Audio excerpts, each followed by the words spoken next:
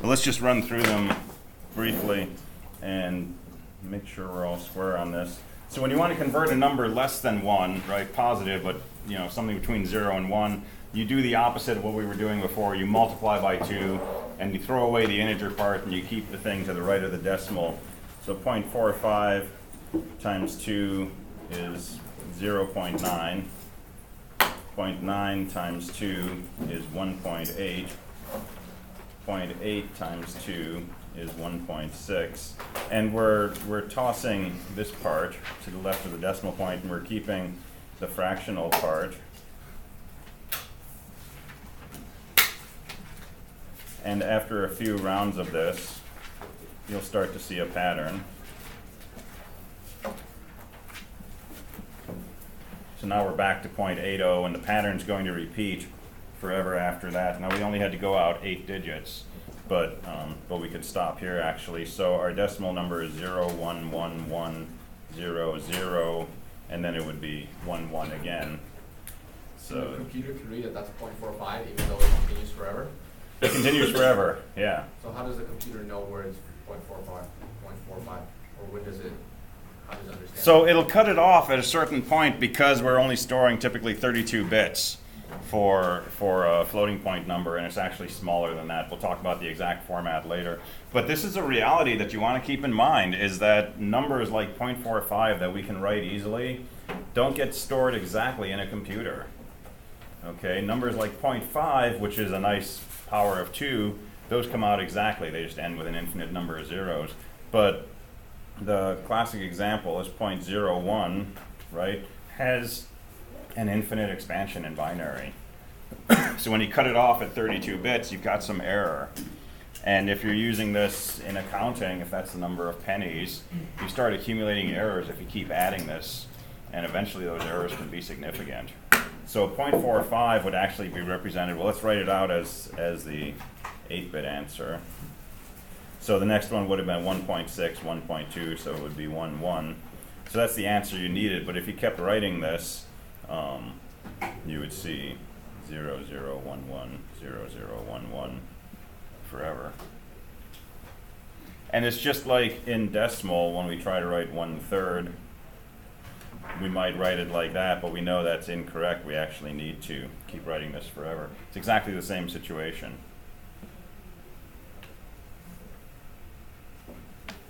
So sometimes floating point is not preferred for representing fractions because of those errors. So we'll talk another time about what's called binary coded decimal. It's a different way to represent things. We would actually store a code that represents 4 and a code that represents 5, and then we've got no loss of precision. So this would be your answer for 0.45. If you threw a 0 in the front, right, you might have cut it off at 7 digits. That was fine, as long as you had the right process of doing the conversion. And then 13.25, this one you got to do a little differently. You've got to break this into 2 problems. Because something bigger than 1, we convert to binary by dividing by 2 and tossing the remainder. Something smaller than 1, we multiply by 2 and we toss the stuff to the left of the decimal point. So we can break this into binary, and you can do the divide by 2, write the remainder. You can trial and error, or if you do enough with hex, you realize this is just 8, 12, 13. So it's just D in hexadecimal, and then a period, and then 0.25. Well, if you do it like this,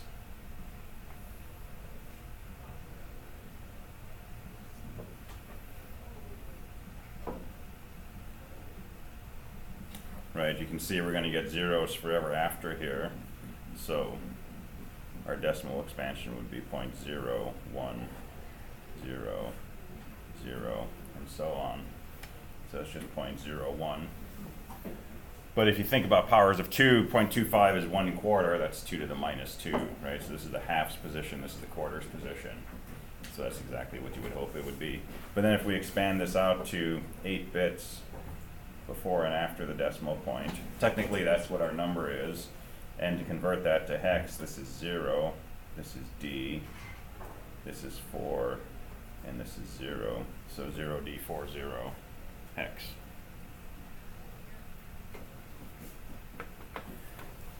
So questions about that? That's enough to be able to do pretty much all these problems except the 2's complement, which was the previous homework. So if this makes sense to you, right, you should be able to do the other problems we did 3.14 last week.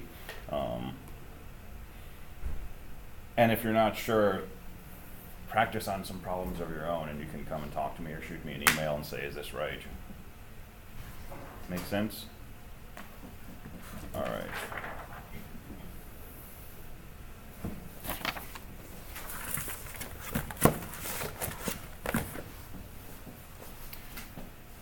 So here's what we want to do today.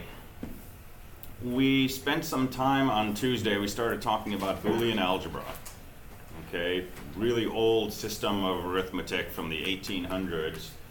It's kind of like regular algebra, but everything you're dealing with is basically a 1 or a 0, so it's sort of a subset, a pared down version of algebra. We started talking about some properties of Boolean algebra, commutativity, associativity, and we're going to talk about some more of those. Why are we doing this? This is an engineering class, not a math class, right? The reason we're talking about Boolean algebra is because if we understand Boolean algebra, we can use it to affect the design that we come up with for implementing circuits. So we have this general methodology. We have some problem we're trying to solve with a circuit, and we come up with a system diagram.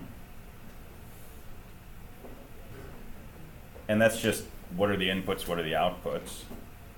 And from that we come up with a truth table. That's taking our understanding of the problem statement and putting it into, if these are the inputs, this is what the outputs should be. And doing that for all possible cases.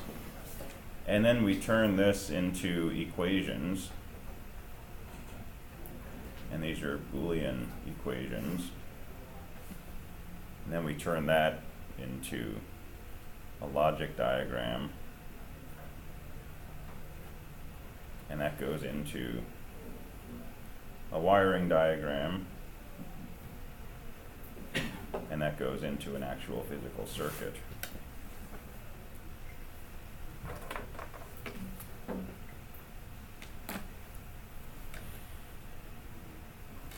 So this part is our ability to understand what the problem's asking and think about it in terms of logical operations. Okay, and you've started some of this in 120, and we've done this in the beginning of this course, and this just continues to be refined as we work with it more and more. A logic diagram into a wiring diagram, that's going through and looking at parts lists and figuring out which pins go where and so on and so forth, and then hooking that up onto, say, a proto board. That's practice with putting wires in holes, right, and debugging and so on and so forth. So that's a pretty well-defined process.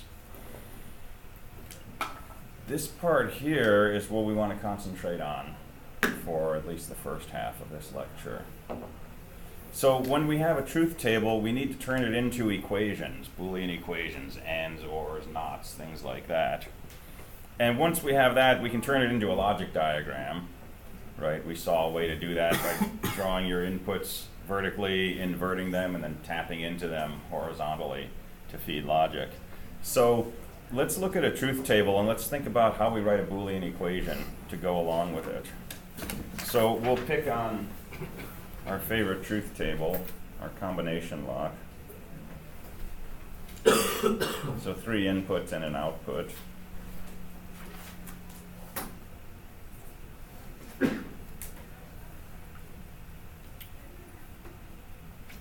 And our secret code was 101. And our second secret code to give to our friend was 010. So in those two combinations, we want an output of 1, which unlocks our car. And in all the other cases, the output is 0. And we've learned one way to write an equation for x in terms of a, b, and c, which was to use what we called min terms. So everywhere that we want x to be a 1, we write an AND expression involving a, b, and c based on what we want A, B, and C to be equal to. If we want A to be a 0, we write A bar. If we want B to be a 1, we write B. And we want C to be a 0, we write C bar. And here's another output of 1. So we do the same process, but here we want A to be a 1, we want B to be a 0, and C to be a 1, and then we OR them together.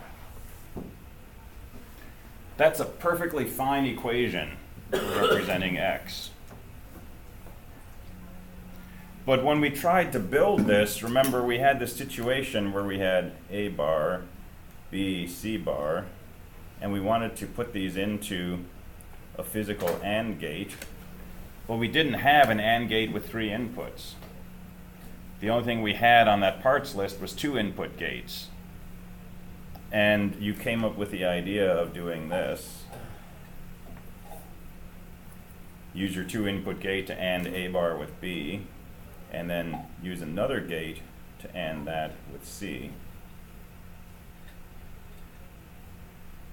And I think that made sense to everybody, but we can prove that this will do the same thing as this and will in fact do the same thing as this.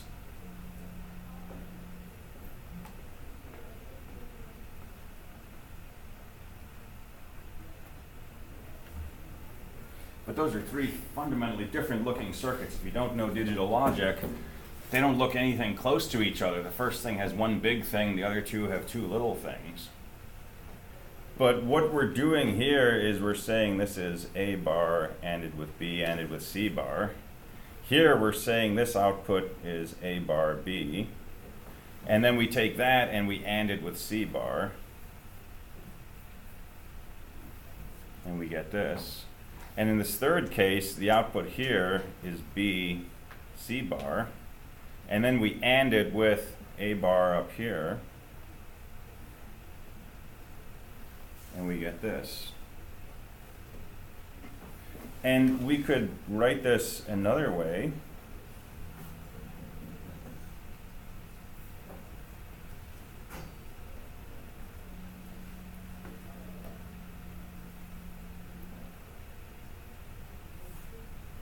Here's a 4th circuit. This is B, A bar. And now we're taking that and ANDing it with C bar. This output is B, A bar, C bar. So here's the question.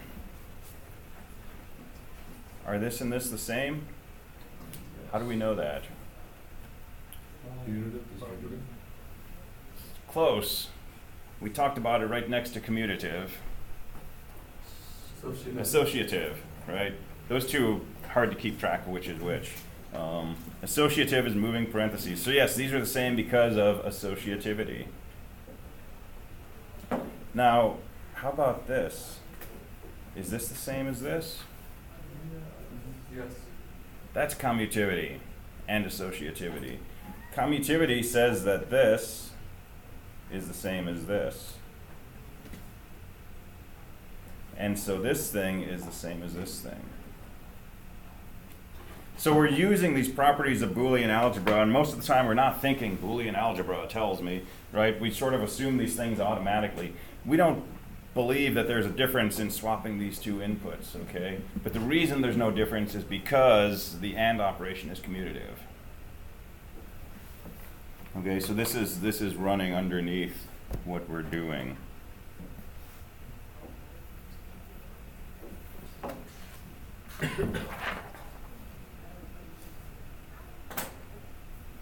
Well, let's look at another property.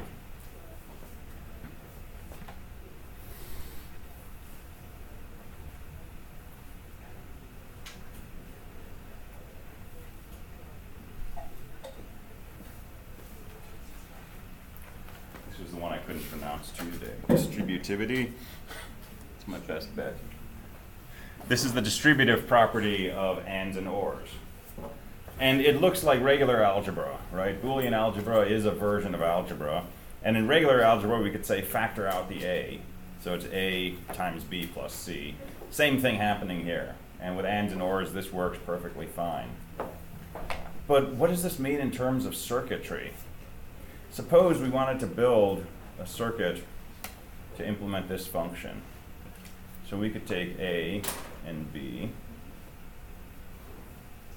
and we could AND them, and we could take A and C and AND those,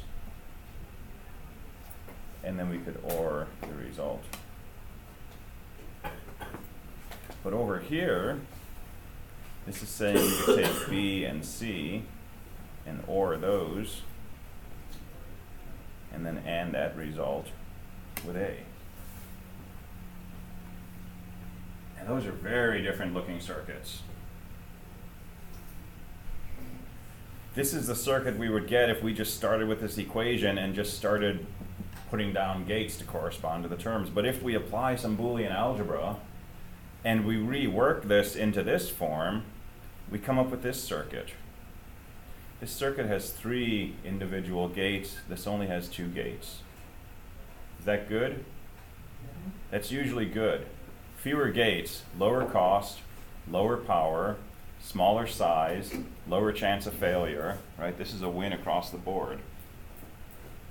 So knowing that we can turn this into this gets us a more efficient implementation. And that's usually a good thing.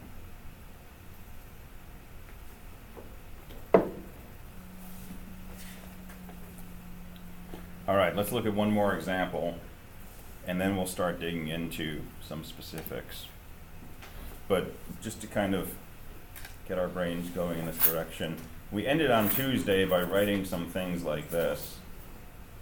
A ANDed with 1 was equal to A. A ANDed with 0 was equal to 0.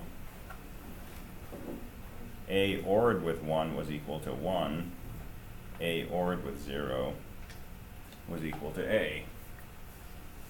And I made some perhaps cryptic comments about duality and dualisms, and this idea that when we switch between ANDs and ORs, we sort of change these things around, we swap them, but along the way we have to sort of swap 0s and 1s. And there's a whole system of logic that we could develop built around ORs, and there's another system of logic we could develop built around ANDs, and they're kind of dual to each other. Things we can say over here, we can say over there. And these two things are connected by the following theorem, and you're going to encounter this again and again and again in your courses at Clark. So I said when you have a complement, if you put a bar over the top of both symbols, that's very different from doing this. Right? This is not the same as this. This is complementing each term and ANDing. This is ANDing and then complementing the result. And they turn out to be very different. It turns out this is the relation between the two. So if we have A, B, we AND them and then complement. That's like complementing A, B, but then taking an OR. And similarly, if we OR and then complement, that's the same as complementing and then taking an AND. Does anybody know what this theorem is called? De Morgans Theorem, excellent.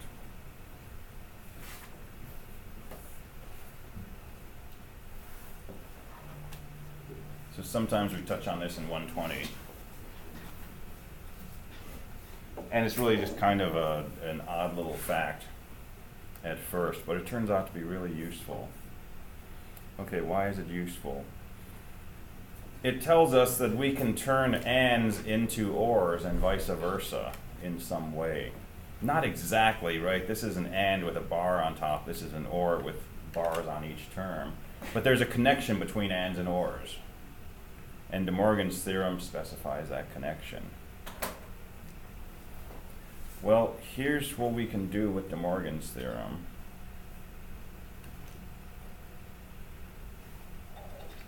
Suppose we want to calculate A and B. But all we have is a NOR gate. You go to your parts bin, you're looking for an AND gate, but all you got is NOR gates. What do? You can give up and go home, or you can invoke the Morgans Theorem.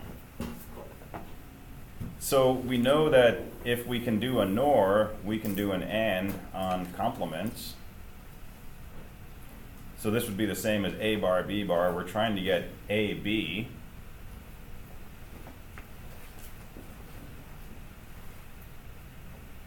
Well, let's look at a NOR as a truth table. So a NOR, remember, take the OR and then complement. So 0 ORed with 0. Yes? Can you define complement again? Negate. So 0 becomes a 1, 1 becomes a 0. Yeah, inverse. Thanks. So 0 ORed with 0 is what? 0. Complement that, it's a 1. 0 ORed with 1, that's a 1. Complement, you get a 0. 1 ORed with 0, same thing. And 1 ORed with 1, certainly a 1. Complement is 0.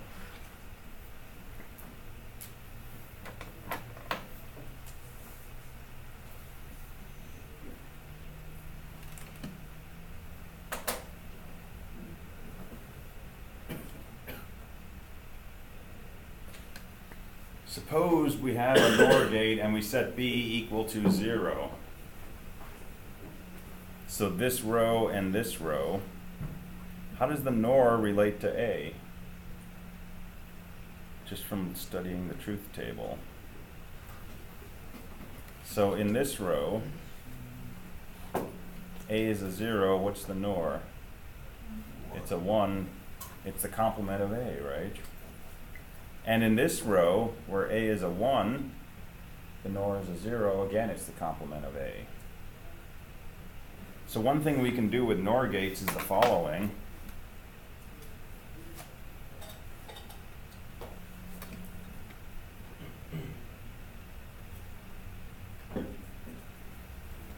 If we take A and we NOR it with 0, we get the complement of A. So we can make inverters out of NOR gates.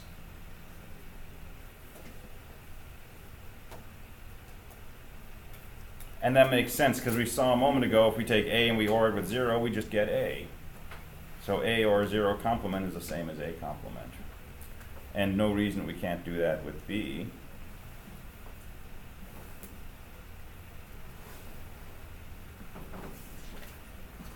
So we can put these together and do the following.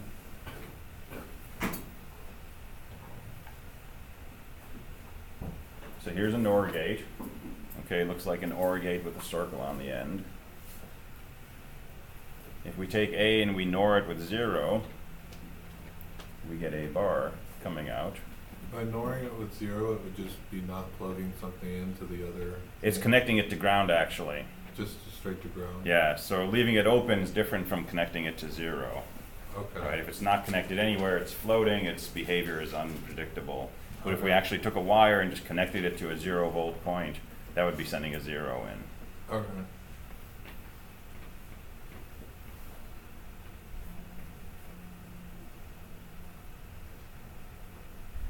So we can do the same with B, NOR it with a 0. That gives us B bar.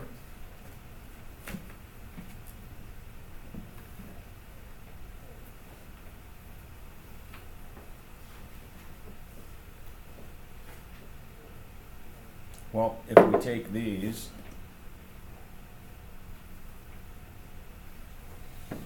and we NOR them,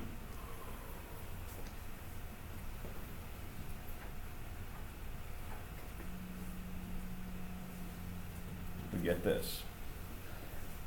Right? It's the NOR of the two inputs, which are A bar and B bar.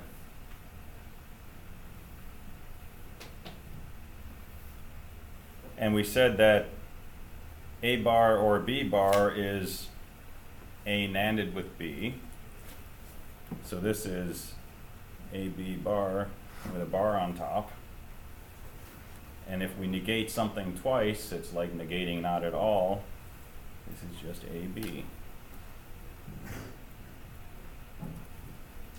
So don't get bogged down on the details of the algebra. Think about the concept here.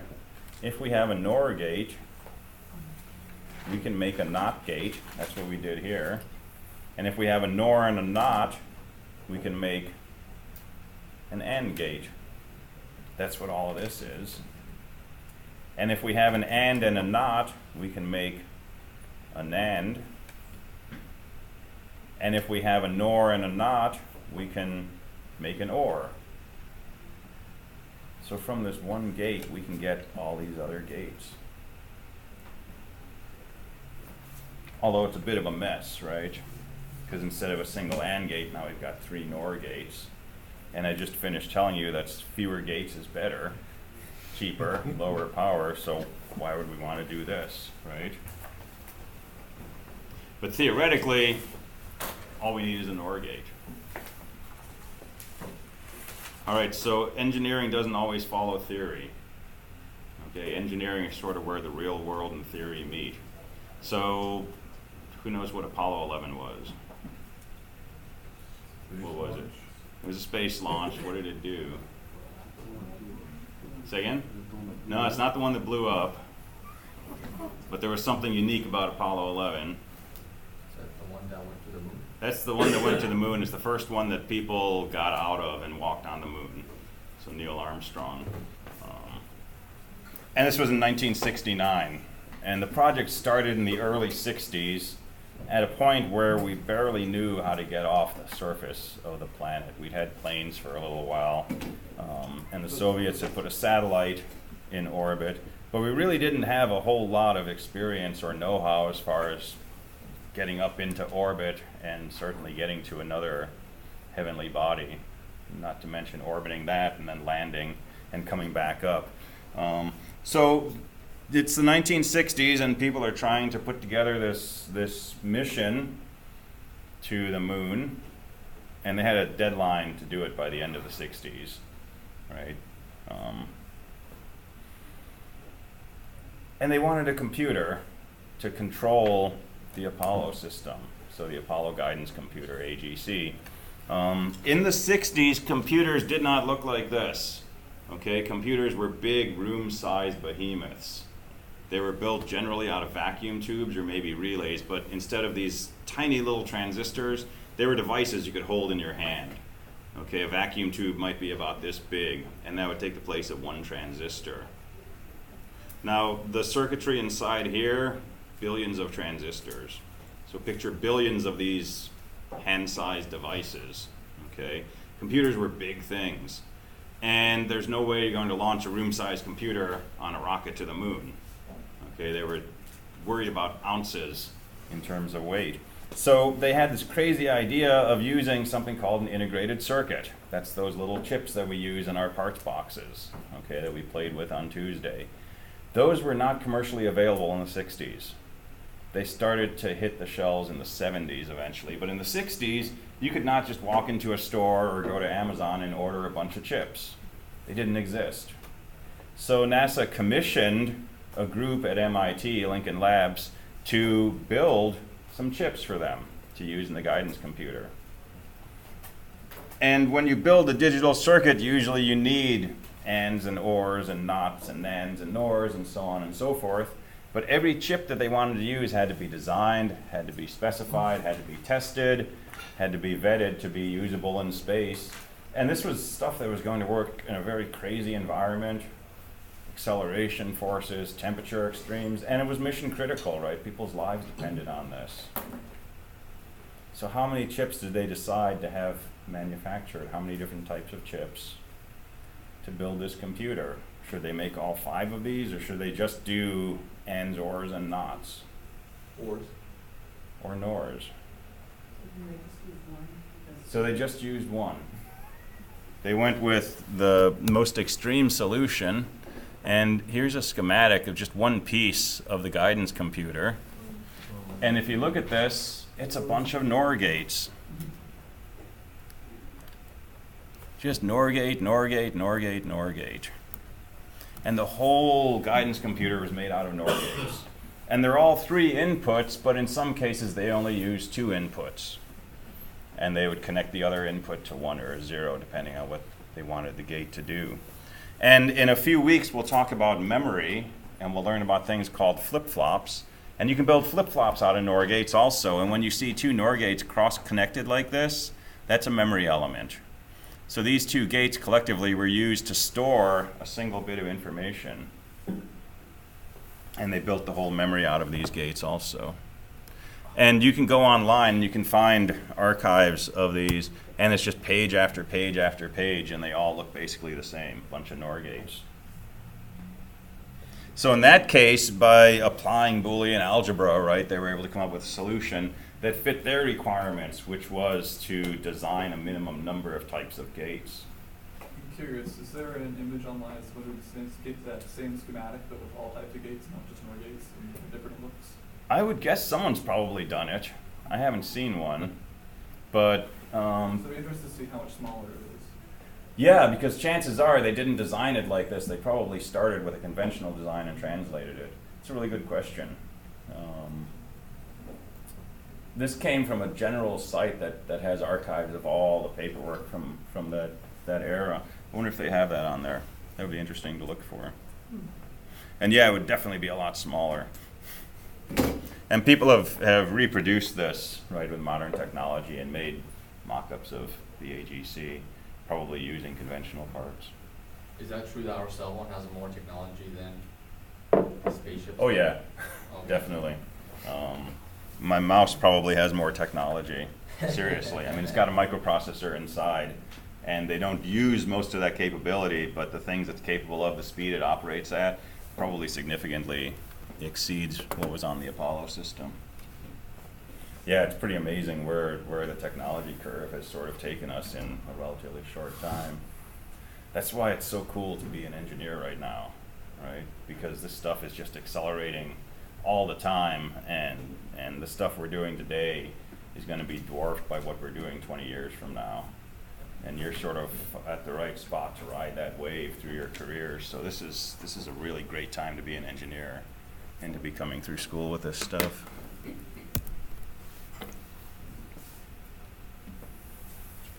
All right, so other questions or comments on that?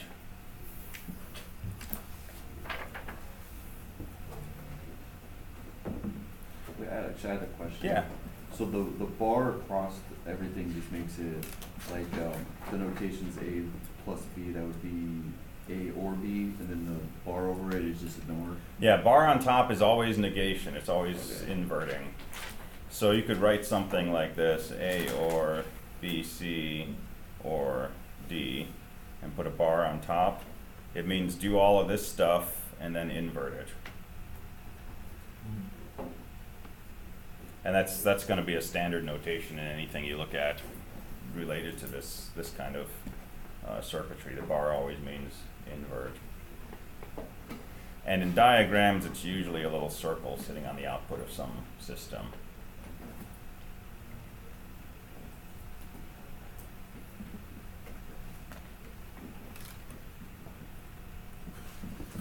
So we don't usually build things out of just NOR gates, although you can find them on like Hackaday. Someone built a NOR-puter. They built a whole microcomputer just using NOR gates, and it's a beautiful thing to look at. But we don't usually do things like that outside of an academic, right, homework exercises, things like that. But there is some things that we'll do to simplify equations before we start implementing them. Okay, so what we're going to talk about next is a very particular set of techniques, something that we're going to call Kmaps. These are called Carnot maps, which I think I can spell. It's a person's name, but we always just call them Kmaps.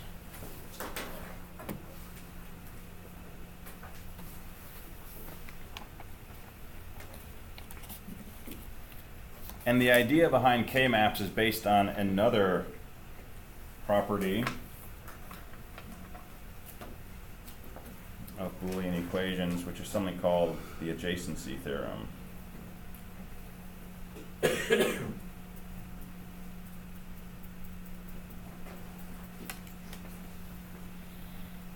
And here's the adjacency theorem. It's pretty unsurprising once you think about it just the right way, but it's not obvious before then. So it says AB or A bar B equals B.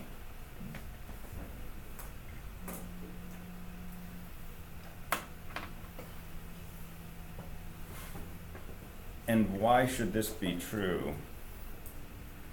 Well, we can factor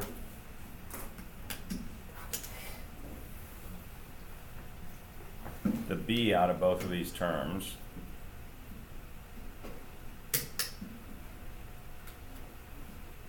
Right, just factoring algebraically. And this term right here, A or the complement of A, what's the truth value of that? That's always 1, it's always true. It's raining or it's not raining. That statement is always true, because either it's raining or it's not raining.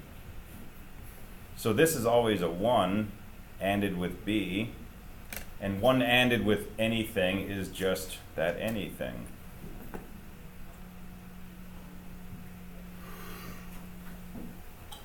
So this is called the adjacency theorem, and this and De Morgan's are the two most important theorems that we'll deal with. This is the one we're going to use exclusively today, and probably a bit of Tuesday. And let me show you what adjacency, why it's useful.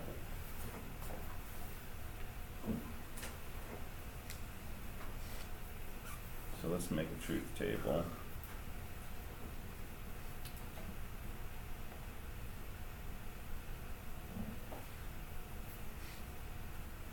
And let's make an output variable x.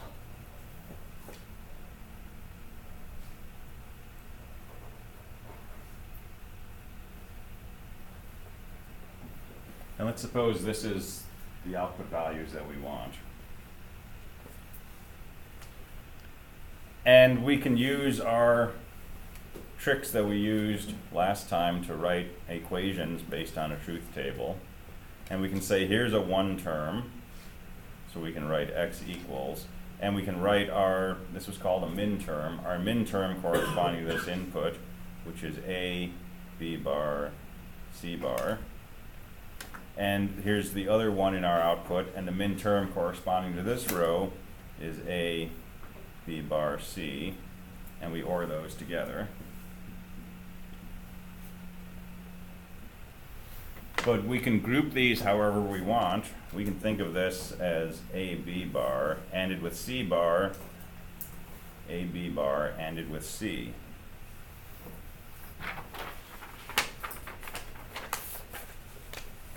And adjacency tells us, basically,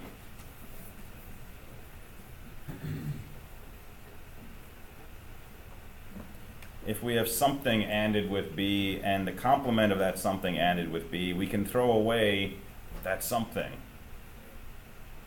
right? Well, here we have C ANDed with this stuff, and we have the complement of C ANDed with that stuff. We can throw away the C. By adjacency, this is just equal to AB bar.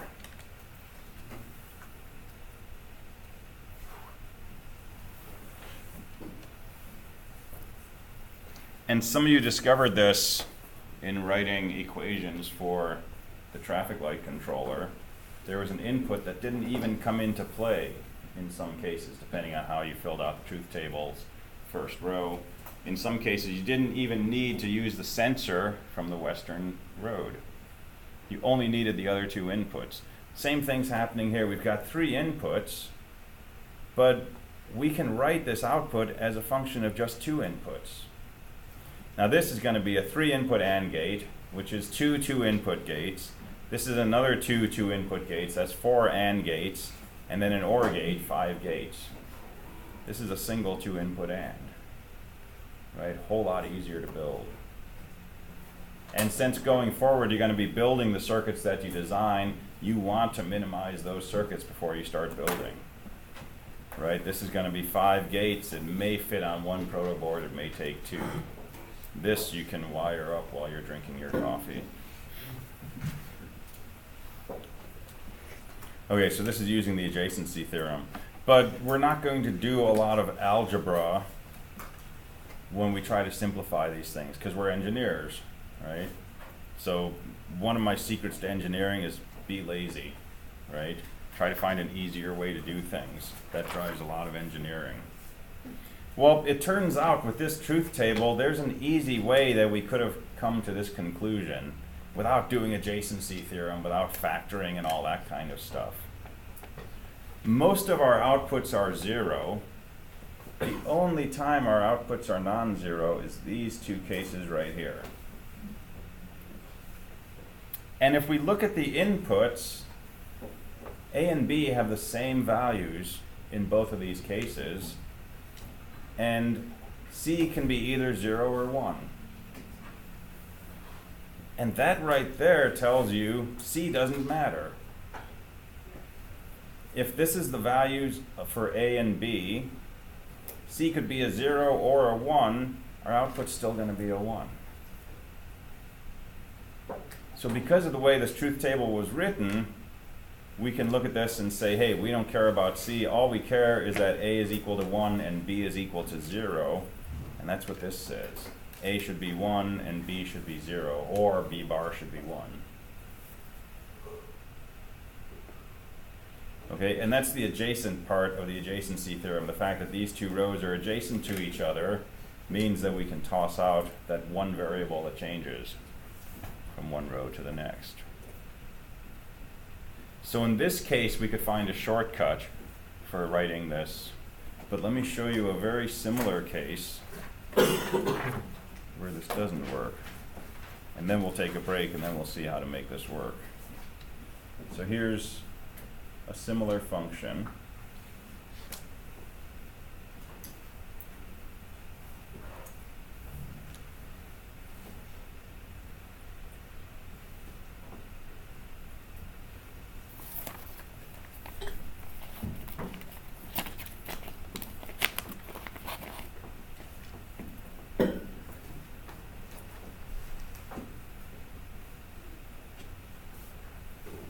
And it's still got two outputs that are 1 and everything else is 0.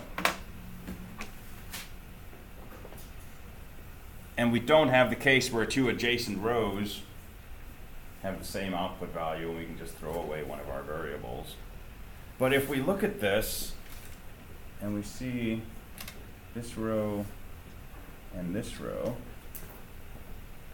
we see that we have the same situation we had a moment ago. B and C, as long as B and C are 0 and 1, the value of A doesn't matter. A could be a 0 or A could be a 1. The output should still be a 1. The only thing that matters is the value of B and C.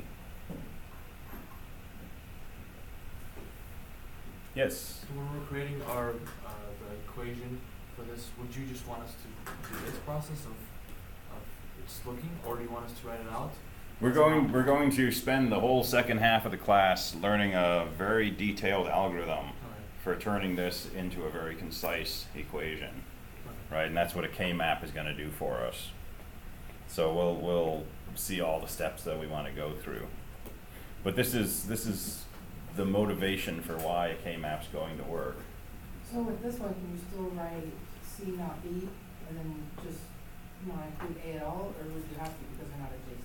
So this will turn out to be x equals B naught C, and the A won't matter. But we don't get that immediately from looking at this table. But if we were different, if we didn't think ABC, ABC, ABC, if we happened to write the truth table, and remember the order in which we put these things in the truth table doesn't matter, right? It's just 3 inputs and an output. Suppose we had written our truth table like this.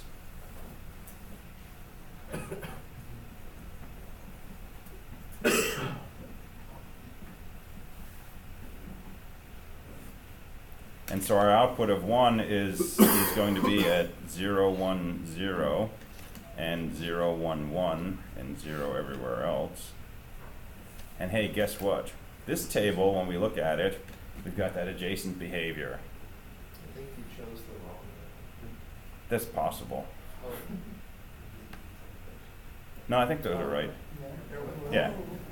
It's just It is confusing. But if you had happened to write the table like this, you would have lucked out. You'd say, hey, here's two adjacent rows. B and C are the same. A doesn't matter. We'll just toss A. We'll write B bar C, and we're done. So one way to apply the adjacency theorem is to write a bunch of truth tables with every possible ordering of A, B, and C, and hope that you find these adjacencies. Okay, that's clearly not what we want to do. So a K-map is going to be a visual aid that we can use to draw a different kind of truth table where these adjacencies will jump out at us. Okay, and we're going to spend an hour learning that and practicing with it, and you'll have some homework with it.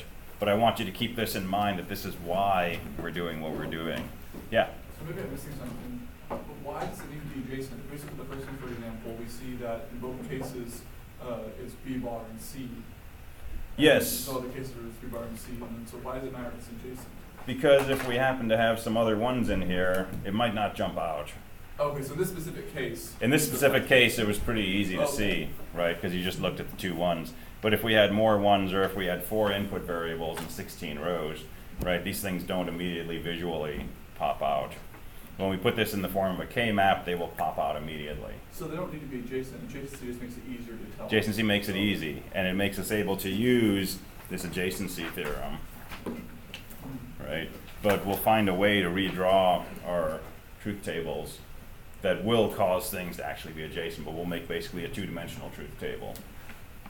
All right, so keep that in mind. Take about 5 minutes, take a break, and we'll come back. We'll start working through the algorithm for doing K-maps.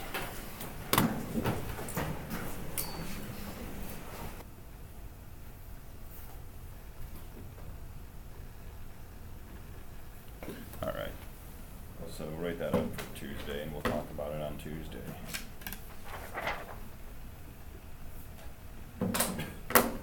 All right, so K-maps. And we're just going to jump straight to circuits with 4 inputs. Okay, so bigger truth tables.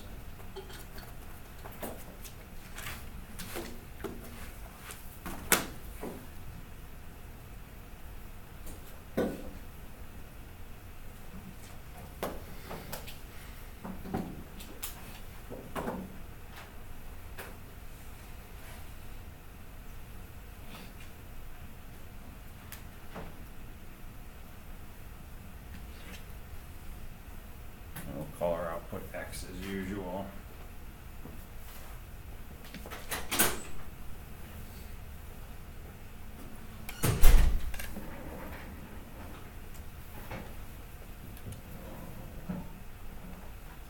I posted a homework question, so grab it at the end or grab it from someone. I got to see it. Okay.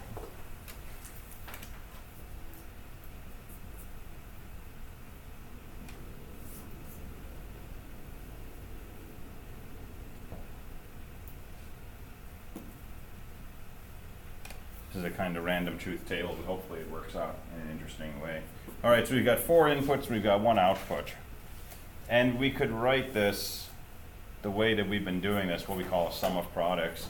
And we're going to have 1, 2, 3, 4, 5, 6, 7, 8 rows where there's a 1. So we're going to have 8 AND gates, each with 4 inputs, and then we're going to have to OR all those together. So if we just write this saying A bar, B bar, C bar, D, or A bar, B bar, C, D, or etc., get a really big equation, really painful to implement. Okay, so how do we make a K-map? Draw a box. And it's going to be a 4x4 square.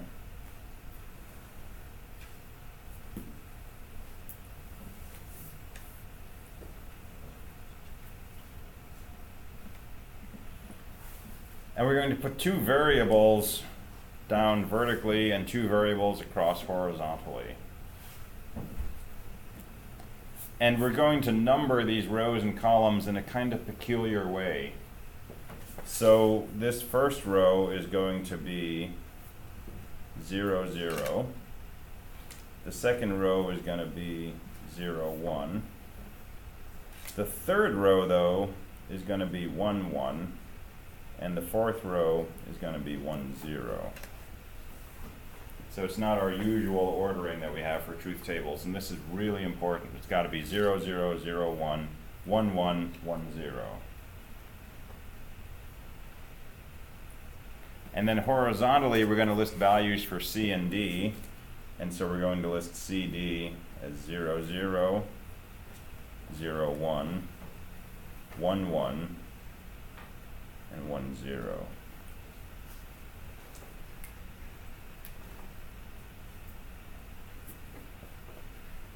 And we'll leave off a lot of this when we get better with these. We won't have to write AB equals AB equals. We'll just say this is AB and this is CD. But I'm going to be really wordy for now. So we have 16 squares in this picture, and we have 16 rows in the truth table. And each square corresponds to one row. And the correspondence is given by the values of A, B, and C, D. So for example, this upper left square corresponds to the row where AB equals 0, 0, and CD equals 0, 0. That's this first row of the truth table. And that's going to have a 0. The second square, top row, second position, AB is 0, 0, CD is 0, 1, 0, 0, 0, 1, that's the second row of the truth table. And there we want a 1. All right, the third column mixes it up. This is 0, 0, 1, 1. That's actually this row. And so there we want a 1. And then the fourth column, this is 0, 0, 1, 0. That's this entry right here, and that's a 0. Got the idea? All right, so now we move down to the second row, and everything in this row is going to be where AB is 0, 1. So it's going to be these 4 rows. And the first block will be this row. Second block will be this row. The third block will be 0, 1, 1, 1. That's this entry down here. And then the fourth block will be 0, 1, 1, 0. That's a 0.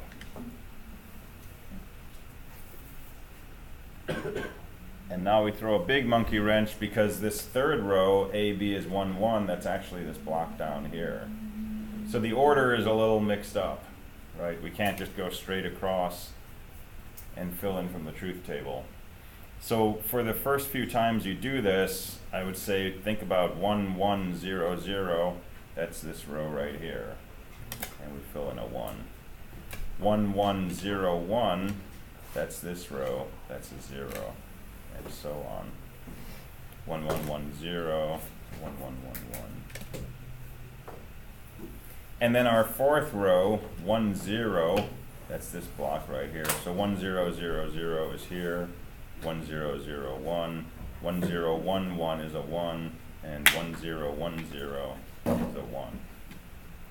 So why do we do it like from the AB side? It says 0, 0, 0, 1, 1, 1, 1, 0. Why isn't it that order? Because it makes it work.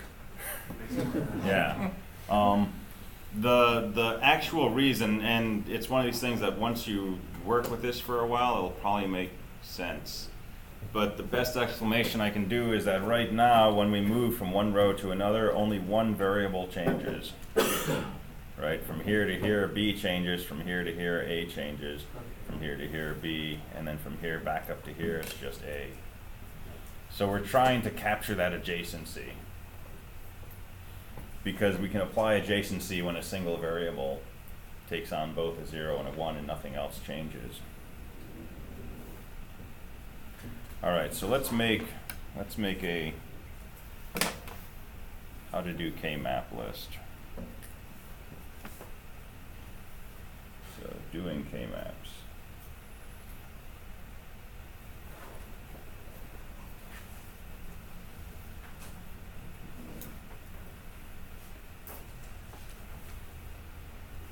So step 1, fill in your 4x4 rectangle. That's what we've done here. If we only have 3 variables, it's going to be something like a 2x4 rectangle. But if we learn how to do this with a 4x4, then the other cases are just easier. So for now, we're just sticking with 4 inputs, so it's going to be a 4x4 rectangle. So fill that in, and in general, just fill in the ones. So I put the zeros in also, but we're only going to pay attention to the ones.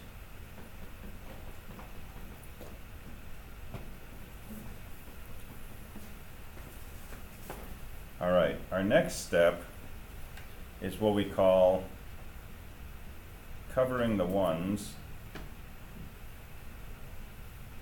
with rectangles. And what does this mean? We're going to try to draw boxes around all of the ones in this Kmap.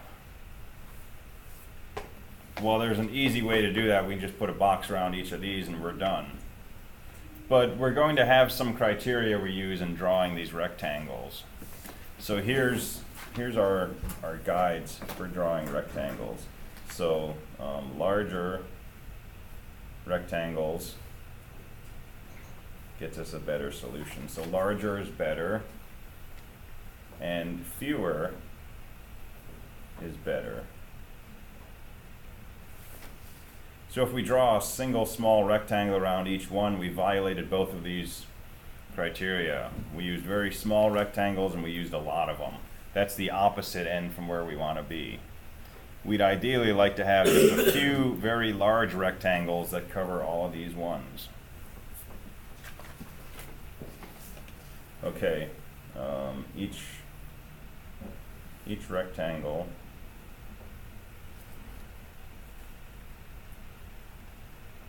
must have sides of length 1, 2, or 4. Can't have a 3x3 rectangle. It's got to be a power of 2. So we can have a 1x1, a 2x2, a 1x2, a 2x1, a 4x2, 2x4. Those are all fine. But we can't have a 3x2 or a 4x3.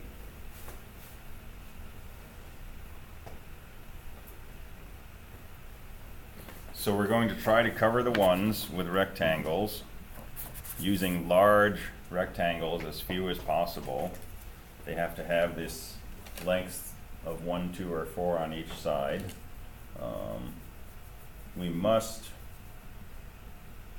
cover each one. So we can't leave anything that's not enclosed in the rectangle. But we're allowed to cover a 1 more than once.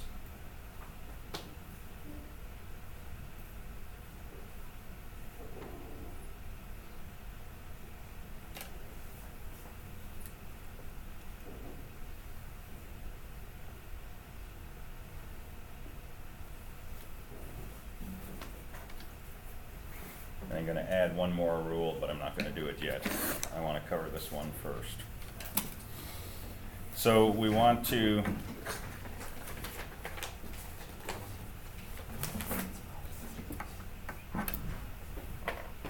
draw rectangles around these, cover all of the ones with as big a rectangle as possible. And we can cover things more than once if we want. So let's draw some rectangles. What's a good rectangle that we might want to draw? The 2x2 on the top. The 2x2 on the top. That jumps right out and says, draw a rectangle around me. That's a good rectangle. Could we use a bigger rectangle? No. I don't see how. Because if we extend over here, we've got zeros. If we extend here, we got zeros. If we extend here, we got zeros. So that's probably the biggest rectangle, but that's good. A 2x2 is a nice size rectangle. And we've covered half of our ones already. Great. What else could we do?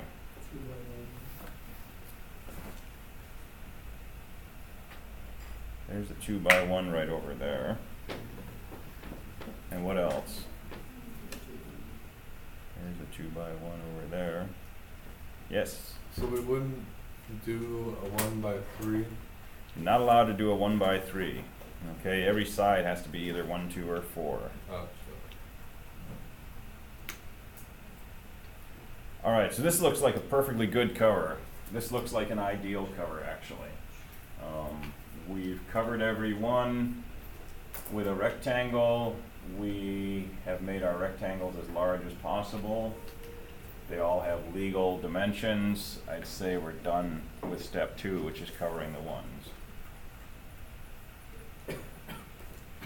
Now what we've done in making this covering is we've identified rows of the truth table that if we put the variables in the right order, these two ones would be adjacent to each other.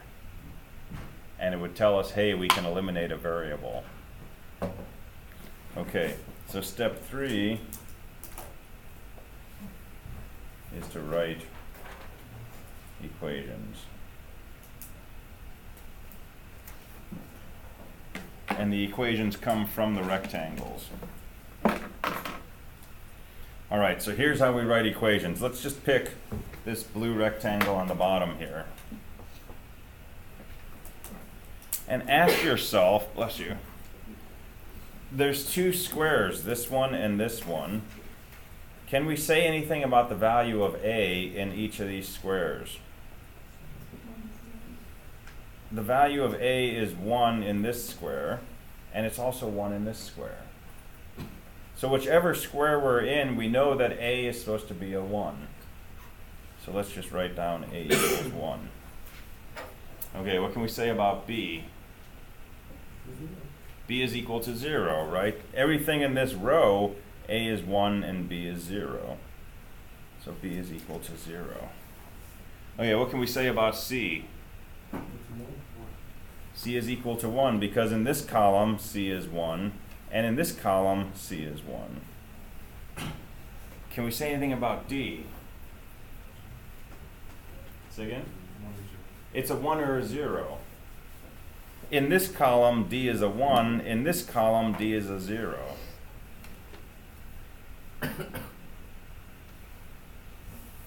Okay, we can turn this into an equation. We want A to be a 1, and we want B to be a 0, and we want C to be a 1, and we don't care about D. Could be a 0, could be a 1, doesn't make any difference. So this term corresponds to that rectangle. So we're working out loud through the logic of this algorithm, but in the end, this is just a procedure that you run through. And you'll take a truth table, you'll pop in the ones based on the truth table, you'll draw rectangles, you'll write equations from those, and you don't have to go through all of these steps, right? But I want to talk through it out loud because this is why this rectangle corresponds to A, B bar, C. Okay, but after you've done a few hundred of these, it's really fast. All right, so let's look at this rectangle. So what can we say about A? It's a 1 or a 0. All right, somebody else, what can we say about B? It's 1. It's a 1. Somebody else, what can we say about C?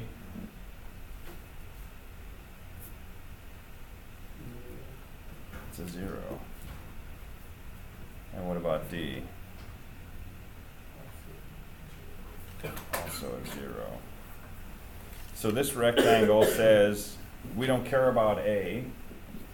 We want B to be a 1. We want C to be a 0, so we want C bar to be a 1. And we want D to be a 0, so we want D bar to be a 1. That's an expression corresponding to that. Yeah? Where are you looking to determine what the values are? Right here, well, I was looking here, here, and here. So this square right here is the place where A is 0, B is 1, C is 0, D is 0.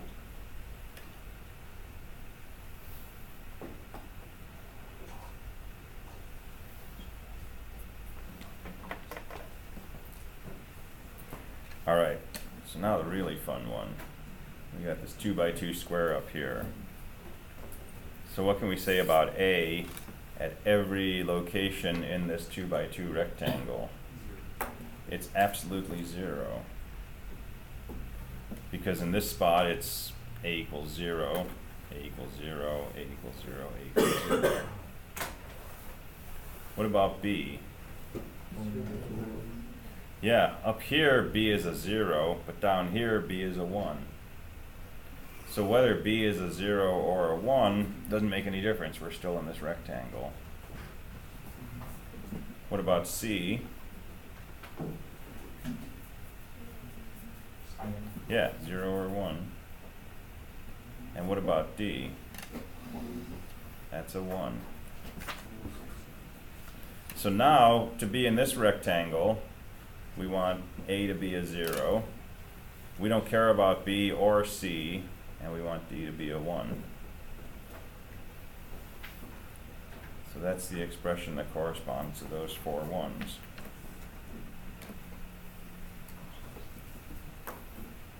And now we want our function to have a 1 if it has one of these values, or one of these values, or one of these values of the inputs.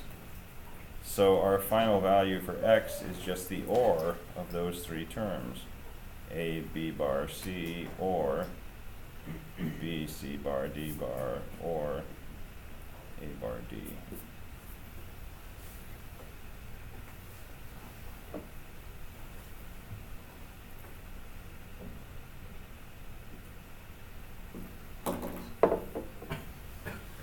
And that's guaranteed to be logically equivalent to this original truth table. But remember, if we wrote this as just the usual representation, it would be 8 AND expressions, each with 4 terms, and then they'd all get ORed together. And here we've got a couple of 3-input AND gates, a couple of 1 2-input AND gate, and a 3-input OR. It's significantly simpler. And this you can easily fit on one proto board. It's 2 chips. This you would have a hard time fitting on 2 boards.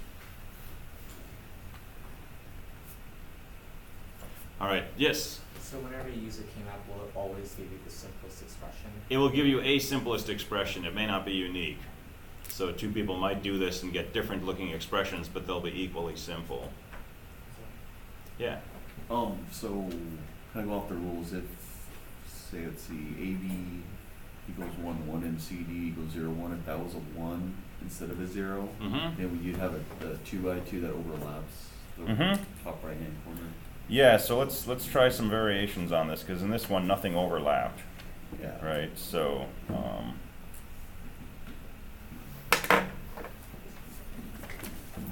so let's look at some other versions of this.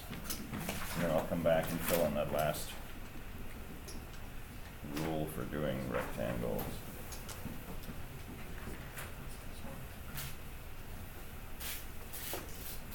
And I'm going to use a simpler version of this picture.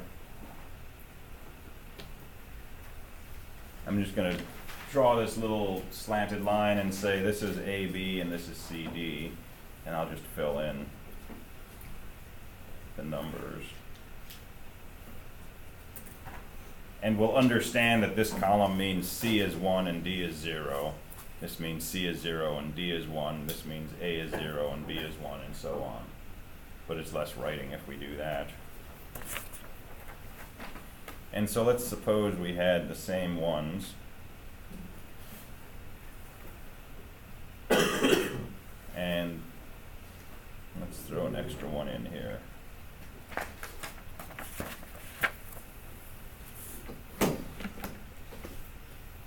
So covering with rectangles, we've got our 2 by 2 up there.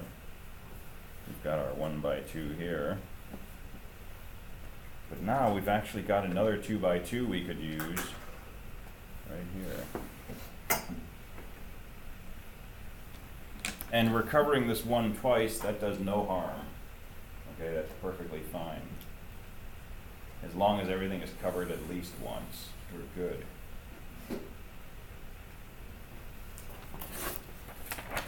But with that one extra 1 down here, we're going to get a simpler expression now.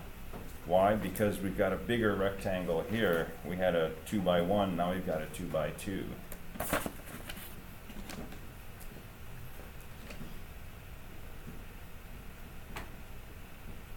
So that was A, B bar, C, and this one was A bar, D.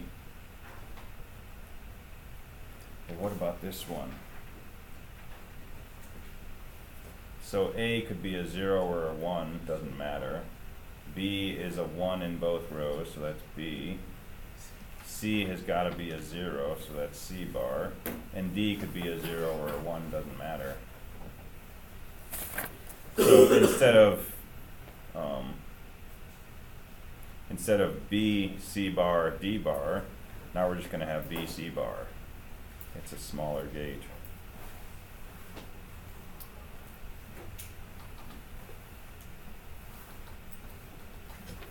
Right, so slightly simpler equation, because that's now a 2-input gauge.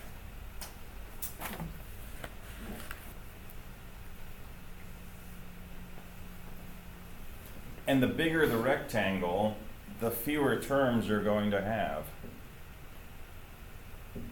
If you have a 1 by 2, there's going to be some variable that we don't care about. So it's going to be an and of 3 things. If we have a 2 by 2, there's some variable along this side that we don't care about, and some variable here we don't care about. We're going to eliminate 2 variables.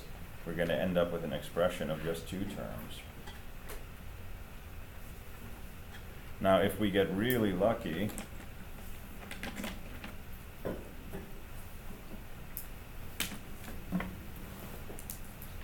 and we can draw a 2 by 4, that's going to be even better. Because in this red rectangle, A doesn't matter, B has got to be a 1, C could be a 0 or a 1, and D could be a 0 or a 1. This is just the expression B. We don't even need a logic gauge. It's just a wire. With something like that, would you want to still draw your biggest ones possible? Mm-hmm. So you do a giant square in the bottom right? So in this case, we would do this. Yes, absolutely. Should go higher. That would make it a 3 by 2. Oh, 3. Yeah. Oh, right. But if we had a 1 up here, then go ahead and grab them all. Is it possible to get 4 by 4? Yes. Suppose A or B or C. So suppose everything's a 1. How do we cover that? You don't need to do it, right? Big rectangle. A doesn't matter, B doesn't matter, C doesn't matter, D doesn't matter. This is power. It's just x equals 1. It's just a wire. Yeah, that's what you want on your exam. Yeah. And that makes sense, right? This is a truth table with a 1 in every single row. And it's saying, I don't care what the inputs are, just connect the output to power. There's your circuit. Why does 3 break it? Because, Binary, power of 2. it's because it's not a power of 2. It's because if we have something covering 3 of these, we've got 2 variables changing in here, Gotcha. and the logic just breaks down there. If you have a massive Kmap, then could you have an 8 by 2 or an 8 by 1? Yeah, But because you said only 1, 2, or 4. 1, 2, or 4, assuming that it's a 4 by 4. Okay, so it's any power of 2. Yeah, but you can't really do this on paper with more than 4 inputs, Okay. right? So you have to make a 3-dimensional picture there. It becomes a cube, Oh, really? and you can put 2 other inputs on that 3rd axis, right? Okay. But so computers do this, right? This is how computers will minimize expressions for you. But for people, that's a harder thing to do. But we could make some boxes and do that. But I won't go beyond 4 by 4. So if it's only 2 inputs, is it a 1-dimensional rectangle? If it's 2 inputs,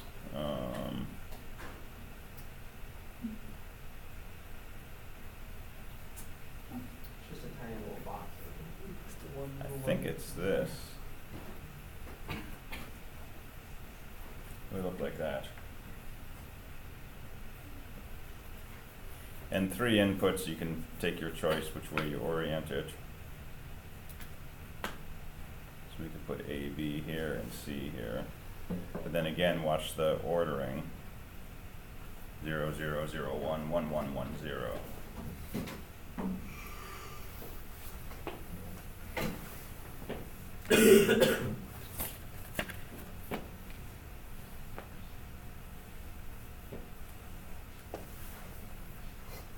Okay, what if you do something not quite 100% right?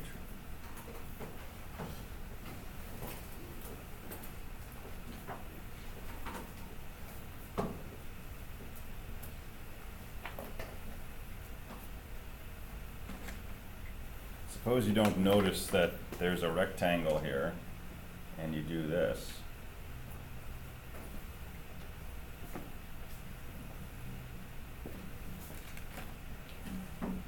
Well, this rectangle here says we want A to be a 0, B to be a 1, C to be a 0, and D should be a 1.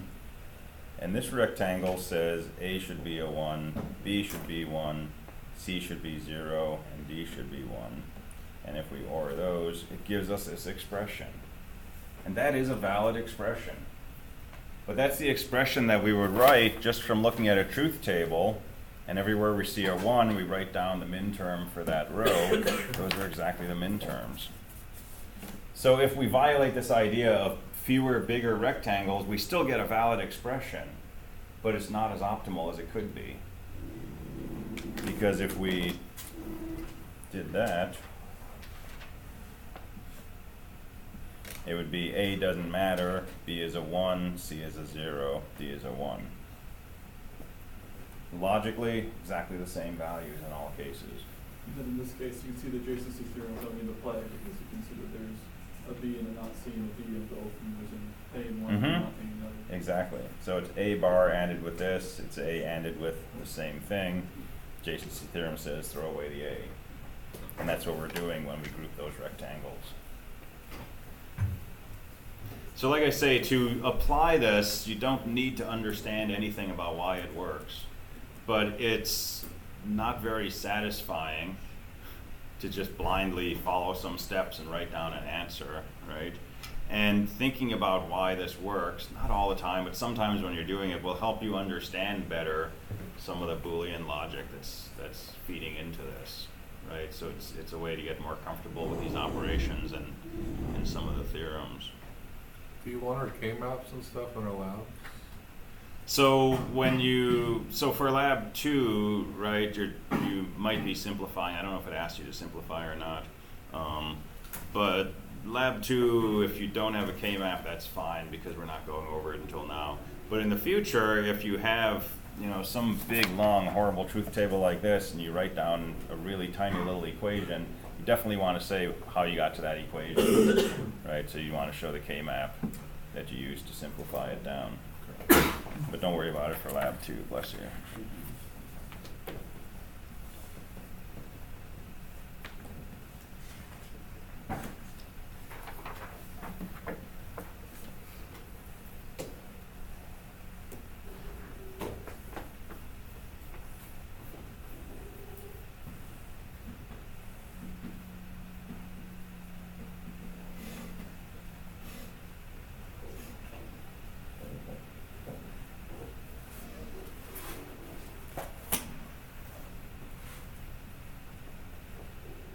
Okay, how do we cover this with rectangles? That's the question you don't want on the exam. There's really only one thing we can do, right? It's just going to be I'm concerned. 8 little rectangles.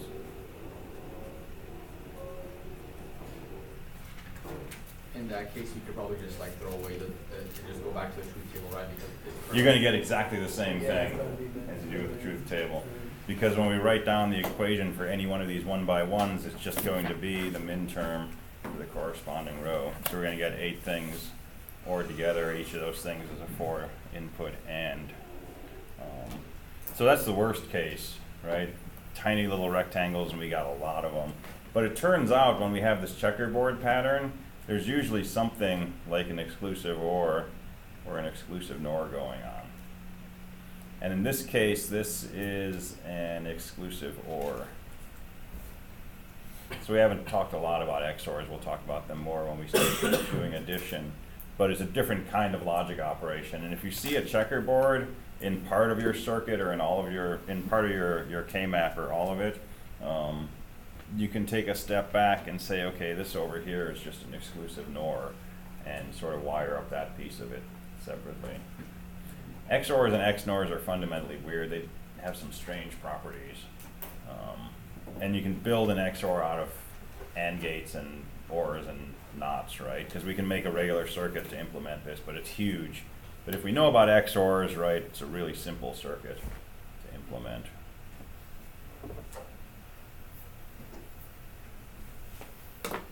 All right, so I have one more rule to give you in covering the rectangles. And this is called asteroids. So how many people here have played asteroids? Awesome. So what's the cool thing about asteroids? What happens when you're running from the spaceship and you hit the edge of the screen? You come back around to the other side. Same thing in a Kmap. Oh no. No, it's a good thing.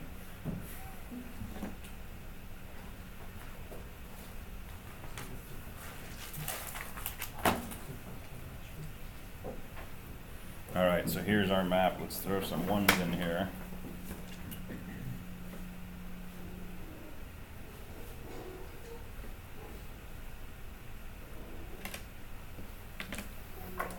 All right, clearly we're going to cover this with a 2x1. We've done that before. But it turns out, even though these ones are on opposite ends, we can think of a rectangle broken across the edge and cover it with a 2x1 like that. Okay, so asteroids or Pac-Man or whatever your favorite wrapped world model is. So we can break these rectangles across the edges and continue them on the other side. They still have to be 1, 2, or 4 on a side. All the other rules apply. Yeah? Does that only count for the top and bottom, or can you do right? Nope, you can do left and right. And in fact, you could do all 4 corners. Yes.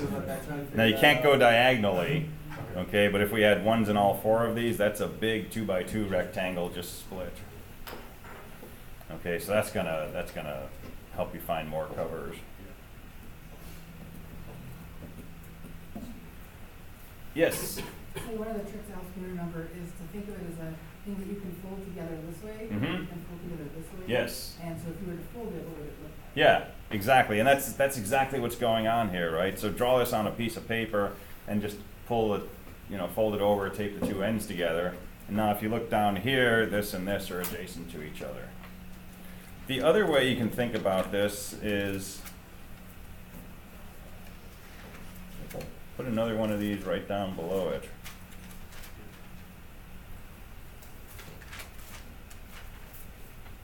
So there's a 1, 1, and there's a 1, and there's a 1. And now it's pretty clear, hey, we got 2 1s right next to each other. So that's all you're doing when you map that to that. But you can't go the other way. So if there's a 1 in the bottom left-hand corner, you could match that up with. So if there's a 1 over here, we could go like that. Right? Because we could take this, we could put another copy right here. Right. And then we have a 1 and a 1. And if you put a 4th copy down here and you have a 1, 1, 1, 1, that's your 4 corners that you're making a big rectangle. So usually, with an arbitrary truth table, we find lots of opportunities to cover ones with rectangles. Right, and that's beneficial.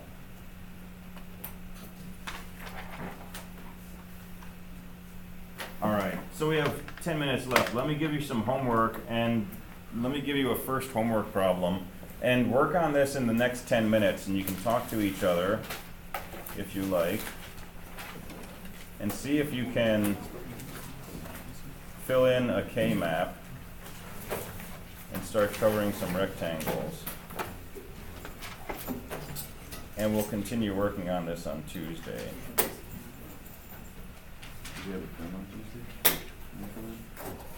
Try to have it done, but we'll spend some time. So I'm not gonna grade this problem, okay? So I want you to work on this and see how far you can get, and then we'll work on it as a group on Tuesday.